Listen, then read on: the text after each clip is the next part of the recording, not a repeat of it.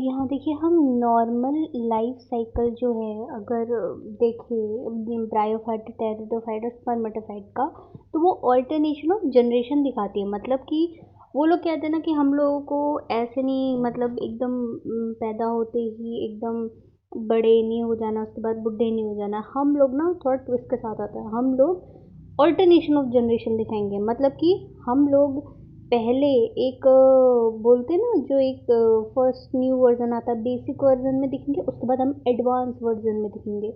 तो उसी की तरह हम लोग जो है इस तरह डिफरेंट डिफरेंट मतलब हम तरह ऑल्टरनेशन ऑफ जनरेशन दिखाएंगे। मतलब एक जनरेशन में अलग होंगे, हमारी पूरी लाइफ में दो जनरेशन होंगी, मतलब दो जनरेशन टाइप होती है, एक पूरी लाइफ साइकिल होती है उसकी।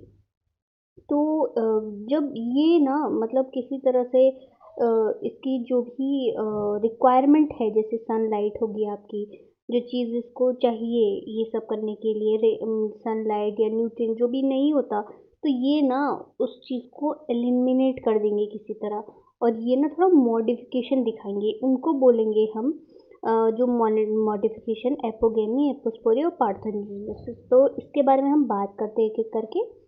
तो फर्स्ट हम बात करेंगे एपोगेमी। एपोगेमी का मतलब क्या होता है कि जब स्पोरोफाइट बनता है direct from the vegetative cell of gametophyte. मतलब कि गेमीटोफाइट से ना डायरेक्ट आपका स्पोरोफाइट बन गया, जिससे स्पोर्स निकलते हैं। हाँ, जिससे स्पोर निकलेंगे, गेमीट नहीं निकलेंगे, स्पोर निकलेंगे। Thus, the apogamy is the development of embryo from a cell of the gametophyte other than the egg cell, eventually without the intervention of gamete। तो गेमीटोफाइट से मतलब आपका जो है वो मतलब स्पोरोफाइट बन गया, और गेमीट से नहीं बना। हाँ, एक्सेल से नहीं बना है। और इसी तरह मतलब ये मतलब एक कांस्टेंट फिनोमेना है, आपके बहुत ही सारे फर्न्स में आपको ये दिखेगा। और इसको मतलब ये कब होता है, जब आपको अच्छे से लाइट कंडीशन नहीं दिखेगा, न्यूटन कंडीशन नहीं होगा, कल्चर कंडीशन या वाटर की डिफिशिएंसी होंगी, जो मतलब पानी नहीं अवेलेबल होगा जिस जगह, जो सूखी जगह होते हैं, क्योंकि वो ना फर्टिलाइजेशन के लिए एक मीडियम की तरह काम करता है। तो मतलब जिससे बहुत होता है कि स्पोर जो भी है एक जगह से दूसरी जगह जा सकते हैं। आपके स्पोर या मतलब जो भी है गेमीट का फर्टिलाइजेशन है वो सब हो सकता है, तो वो नहीं होता। तो इसकी वजह से जो यहाँ पे है एपोगेमी होता है। ठीक है, यहाँ पे याद करें एपोगेमी मतलब स्पोरोफाइट का बनना। ठीक है, उल्टा होगा यहाँ पे, क्योंकि हम जो एपोस्पोरी पढ़ेंगे ना, उसमें थोड़ा अलग केस होगा। तो हम एपोस्पोरी की बात करते हैं। एपोस्पोरी जो हमारा फर्स्ट किस पे डिस्कवर करा था हमने, फर्न में, वेयर द प्रोथेलाई वर्स। प्रोथेलाई जो भी है हमारा वो फॉर्म हुआ था फ्रॉम द हेड और स्टॉक ऑफ द स्पोर। तो जो आपके स्पोर सैक होता है, मतलब जहाँ पे वो जो स्पोरेंजियम होता है आपका, वहाँ से आपका प्रोथेलाई डेवलप हो गया।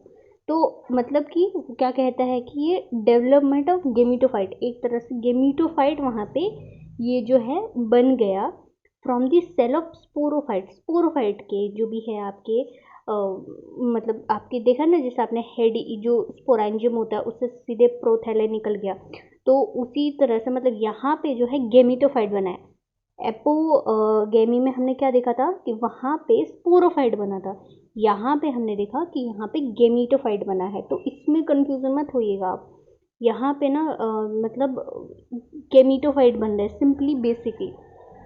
ठीक है, इन एपोस्फेरी अ फिलामेंटस और head shaped gametophyte may be formed from a one or more cell of vegetative portion from a young or mature sporophyte। तो देखा आपने यहाँ पे ना जो हार्ट शेप का गेमिटोफाइट जो बनता है, जैसा आपने देखा होगा कुछ ऐसे जो गेमिटोफाइट बनता है वो थोड़ा हार्ट शेप का दिखता है। तो वो किससे बनेगा, वो बनेगा आपका स्पोरोफाइट से, जो यंग या मेच्योर होते हैं। और the structure taking part in apospory, ये सिंगल सेल भी होता है, और गेमिटोफाइट और एंथ्रोजॉइड, एंथ्रीडियम और राइजॉइड और गेमिटोफाइट बेयरिंग सेक्स ऑर्गन, तो ये भी इसमें पार्ट लेते हैं। इन सर्टेन फॉर्म्स, कुछ फॉर्म्स में जो प्रोथैलाई होता है ना, वो under the surface of leave होता है, मतलब लीव के नीचे से वो मतलब आपका प्रोथराई मतलब डेवलप हो जाएगा एकदम, जो होता है ना थोड़ा सा नीचे, बेस से नीचे, तो वहाँ से। तो prothalli was bearing antheridia and archegonia, तो वो डेवलप हो जाएगा। Apospory is not constant fern, मतलब ये फर्न्स में इतना कांस्टेंट नहीं है, पर हमने वहाँ देखा था कि एपोगेमी कांस्टेंट जो भी है हमने फिनोमेना देखा था वहाँ पे, और ओकेजनली होता है नेचर में, और may be including culture condition. तो ये कल्चर कंडीशन में आपको दिखेगा, वही बात है। अब पार्थेनोजेनेसिस की बात करेंगे। अच्छा, यहाँ पे डिफरेंस ज़रूर है, याद रखना। एपोस्पोरी में गैमीटोफाइट बनता है, एपोगैमी में हमारा स्पोरोफाइट बनता है, ठीक है।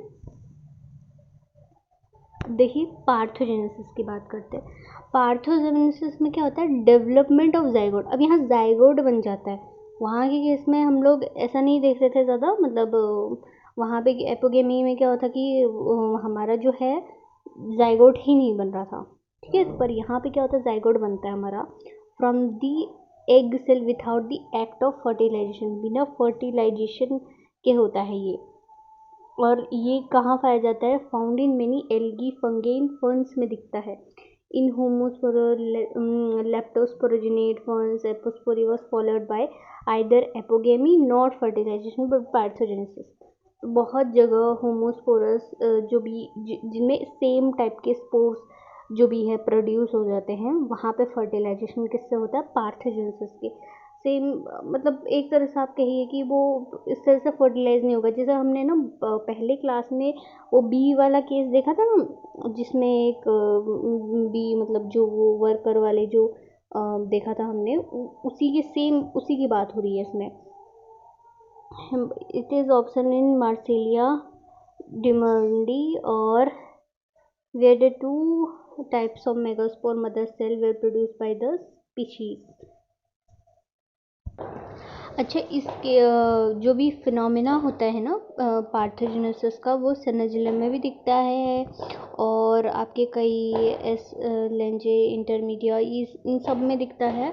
और इसमें ना आर्चिगोनिया ना एकदम ओपन नहीं होता, मतलब एकदम से एकदम वो बंद टाइप का होगा, एकदम क्लोज टाइप का। एंड एम्ब्रायो तभी जो आपका डेवलप होता है वो पार्थोजेनिकली होता है।